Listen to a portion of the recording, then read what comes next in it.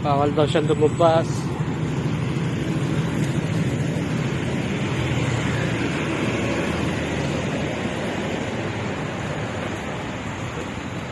Sir. Okay, meron pa sir ha. Meron pa po. Bayin ko lang.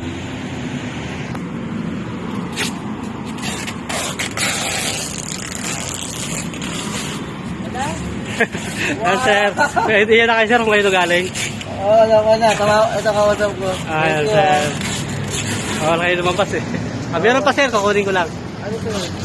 Isang piraso na lang po. Ano ba? Isa na lang, isa.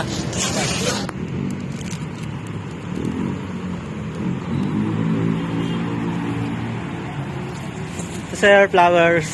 Ay, thank you. Laklak pa. Ayan sir, yan galing kay Ma'am May. Oo. Ayan.